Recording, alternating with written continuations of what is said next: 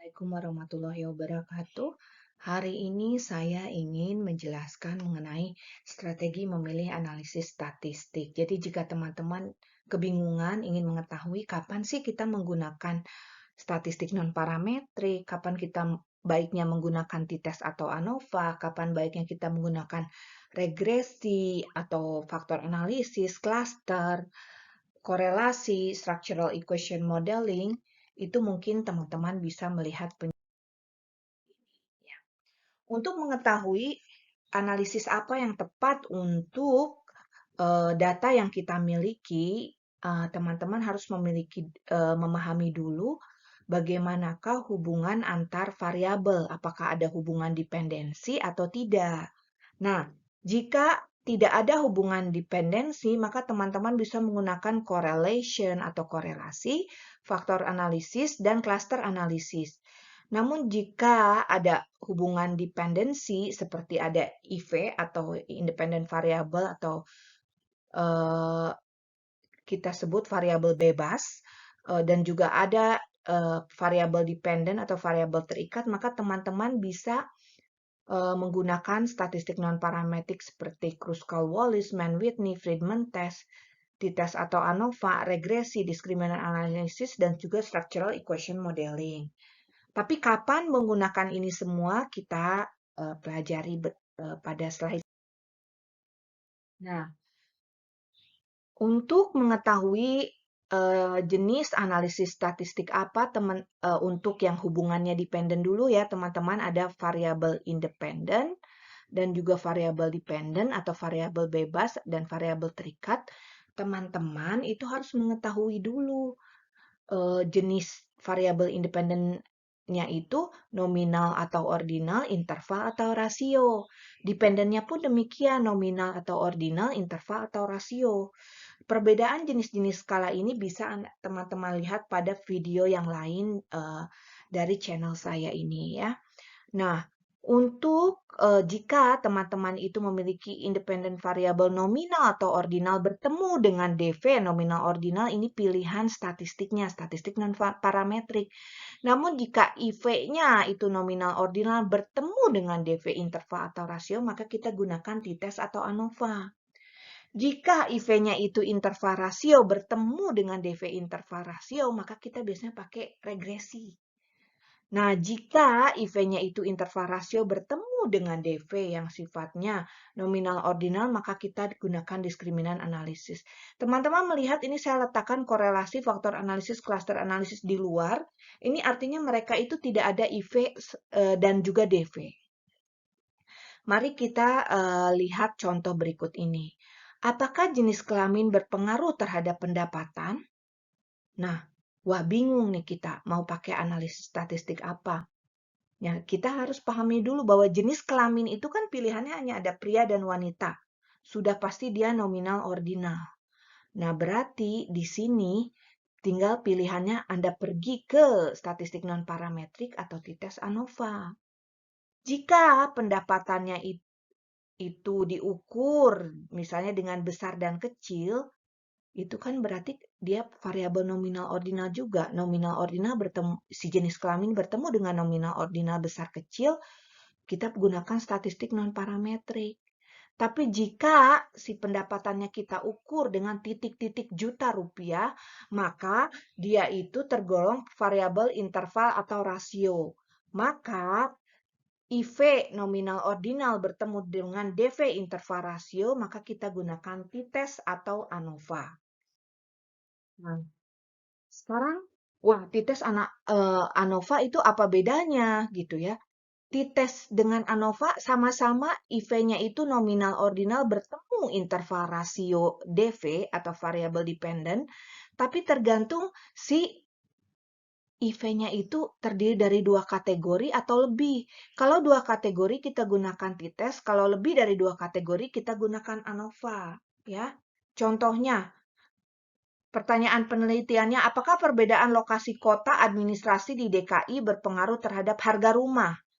Ya, karena kita sedang belajar di t-test ANOVA, otomatis si IV-nya itu harus nominal ordinal, DV-nya itu interval rasio. Jadi eh, si IV-nya itu diukur apakah Jakarta Pusat, Jakarta Selatan, Jakarta Barat, Jakarta Utara, Jakarta Timur, harga rumah diukur dalam titik-titik ratusan juta, ya.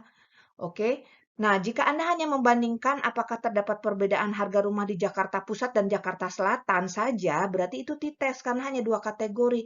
Tapi jika Anda ingin membandingkan antara Jakpus, Jaksel, Jakbar, Jakpus, Jaksel, Jakbar dengan Jakut, Jaktim, pokoknya 3, 4, 5 kota lebih, kita gunakan ANOVA.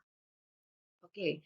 Lalu kapan menggunakan diskriminan analisis atau regresi? Nih, syarat diskriminan analisis regresi. IV-nya berbentuk intervarasio, yang membedakan keduanya DV-nya. DV-nya itu apakah nominal ordinal atau intervarasio. Kalau intervarasio bertemu dengan intervarasio, baik di IV dan DV, maka kita gunakan regresi, yang OLS ya, ordinary least square. Tapi kalau yang IV-nya itu intervarasio tapi DV-nya itu nominal ordinal, maka kita gunakan diskriminan analisis. Ini saya memberikan contoh jika peneliti ingin mengetahui apakah jumlah pendapatan berpengaruh terhadap frekuensi liburan. Nah, itu masing-masing statistik analisis itu tergantung Anda mengukurnya. Kalau misalnya IV-nya itu diukur titik-titik juta, ya, frekuensi liburannya nominal ordinal, jarang sering gitu berlibur, Anda gunakan diskriminan analisis. Nah, jika IV-nya itu bentuknya intervarasio, frekuensi liburannya itu intervarasio gitu ya, titik-titik kali, maka kita gunakan regresi OLS. Nah ini sebenarnya bisa juga Anda pakai statistik non-parametrik jika jumlah pendapatannya diukur melalui besar kecil, frekuensi liburannya itu dengan jarang sering. Di sini Anda gunakan statistik non-parametrik. Jika Anda jumlah pendapatannya besar kecil, frekuensi liburannya itu titik-titik rasio, Anda bisa pergi ke TITES dan ANOVA. Jadi sebenarnya semua variabel itu bisa jatuh ke nominal, ordinal, intervarasio tergantung pilihan jawaban. Nah, kapan menggunakan korelasi faktor analisis dan klaster analisis? Tadi di depan saya sudah jelaskan bahwa tergantung ya Anda itu ada IV-DV atau enggak. Nah, jika tidak ada IV-DV ya Anda gunakan korelasi, faktor analisis atau klaster analisis.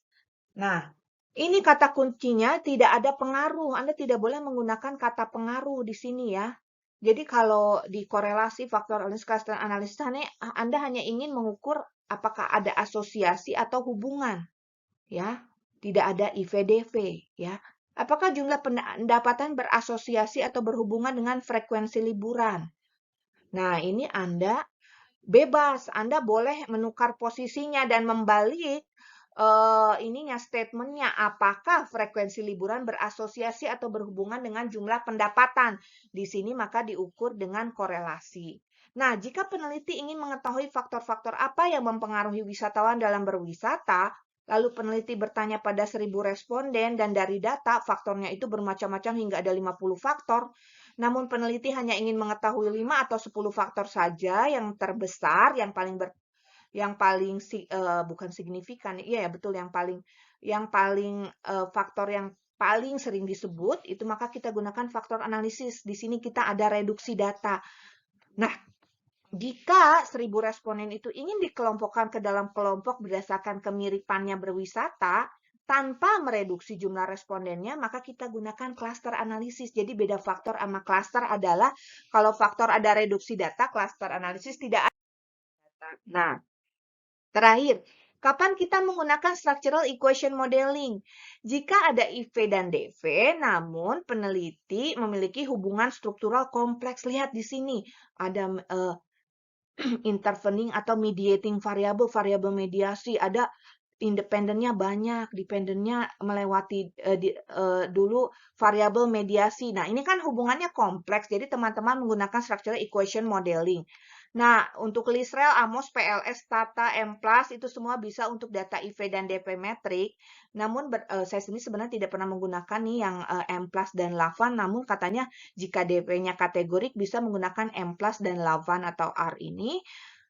PLS juga bisa untuk IV dan DV kategorik. Oke, demikian penjelasan dari saya mengenai jenis-jenis analisis penelitian. Semoga bermanfaat.